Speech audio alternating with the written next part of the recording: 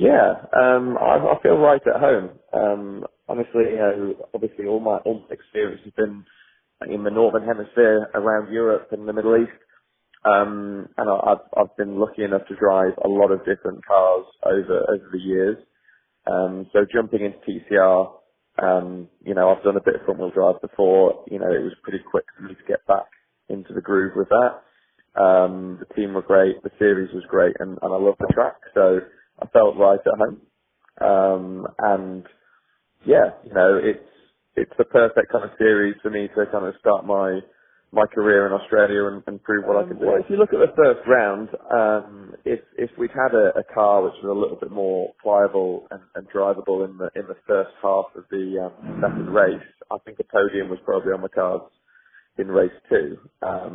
We'd gone for a setup which was definitely more suited to the end of the race, and the sad thing is we didn't do the last 10 laps of the race. It went to time because of that big crash in the Trans Am. So I think if that race had run the full distance, me and Cox were both catching Mini at quite a rapid rate. I think there would have been a fight for second between the three of us, and I felt pretty confident I could come out with one of the podium places. So I think I could have had a podium with a bit more luck last weekend. So in answer to your question, I feel pretty confident coming the second round that I can challenge for a podium. Obviously I'll have 2.5 months worth of prep and practice. I'll be able to go to a simulator and actually do some preparation, and we should have a test build before that round. So I'm going to be a lot more in tune with the car. And all I'll have to do is learn the track. Obviously the tyres, the team now know what the tyres are like as well. So, I feel pretty confident that the second round we can challenge for the front two rows of the grid and get a couple of podiums. Well, I've obviously only raced against them once, but, Will Brown obviously stands out, current supercar driver. He's won the championship before and he put it on pole. Of the weekend, although he didn't get to race any of the races because of a mechanical issue. You can't look past him, and that brand new Audi is probably the guy to beat this year. Obviously, you got Tony in the Honda, who won the championship last year and did a fantastic job. I'm not sure how competitive that Honda still is in comparison to the brand new cars. So I think he's a fantastic driver. And definitely one to be wary of. He did a brilliant job at the weekend. I'd say those two, but there's obviously a lot of quick young guys in the championship as well. There's going to be a couple more drivers coming to the championship for round two. So, there's lots of good drivers in the championship who are going to fight for the podiums and race wins. But on the face of it, you probably look at Will as the guy to beat this year. And it's just up to me to prove that I'm, worthy of fighting for that title too. I'd say I enjoy quite a bit of it, to be quite fair. I mean, the track it looks relatively simple, but it's not. There's a lot of technicality to the track, even though it only really has 4 corners. I really enjoyed it. It reminded me of, Knock Hill in Scotland or some of the British tracks like Cross, quite tight, and technical.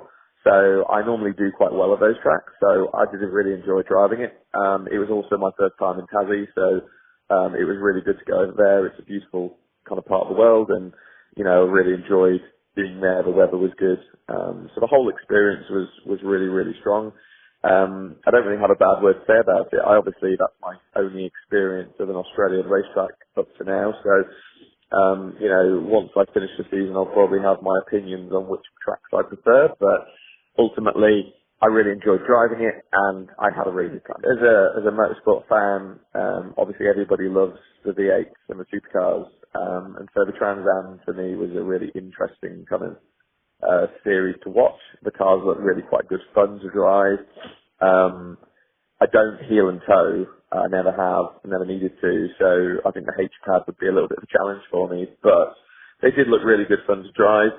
On the other hand, the sort of kind of historic touring cars reminded me a lot of the early touring cars in England that I used to watch. The Rickard Rydell's, Jason Plato kind of era. So they looked really interesting as well. But, the beauty of the Speed Series is that it has, kind of a bit of everything for everybody. It's obviously got the S5000, I think, the single seaters, and the touring cars and the Trans Ams and the TCR. So, had a lot of different racing for everybody, which I think is really interesting. And it was definitely fun watching the other races. No. This year I'm primarily focused on TCR. I've been approached to do a bit of coaching, which is interesting, and I enjoy doing that. But ultimately, I haven't been approached to drive anything else. I'm slightly hopeful that, my performances across this year might open up some opportunities in 2024 for me to drive other things, whether it's to jump back into some GT racing, or whether it's to, do a bit of supercar co-driving, or whether it's to, race some club level events in Enduros and stuff like that. I don't know. Maybe even, do a guest round in the Porsche series. Maybe at the Formula One event in 2024. So there's lots of other things that I'd like to do in Australia, but, I think TCR is kind of where my focus is this year, and I'm just enjoying being back on the grid. I feel pretty confident. Obviously by then I'll have a full season under my belt. Obviously it's going to be at Bathurst, so I'll be at a disadvantage considering I haven't driven that track before.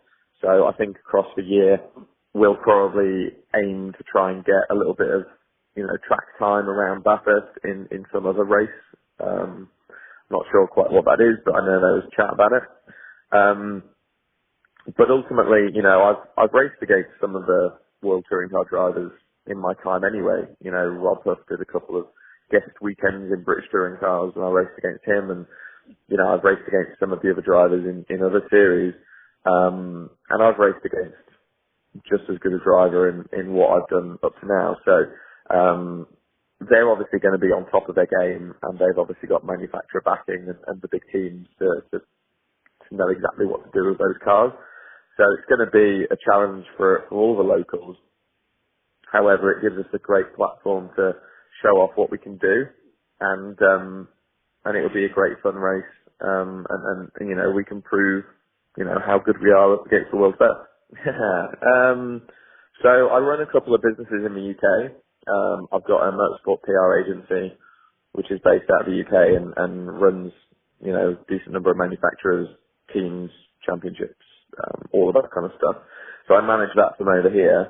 I also have another business which is in the golf industry, so Golf Biomechanics Centre of Excellence, based in Warwick. So I kind of oversee those two over here. In terms of doing anything day to day, I got my residency for Australia a month ago, so I'm looking at options of things that I want to try and do over here. But obviously taking my racing back up is going to take a lot of my time. I've got to go and find sponsorship, and try and make a living career out of this. So, I need to go out and spend some time in the local community, kind of getting people together and creating something exciting for the future. So I'm focusing on that. In terms of hobbies, I play a lot of golf. I play off 7 when I play golf. So, when I'm not racing, I kind of spend my time doing that sport. I really enjoy watching the NRL. I'm a Dragons fan because I live in Wollongong, so I go to a lot of their home games and enjoy that.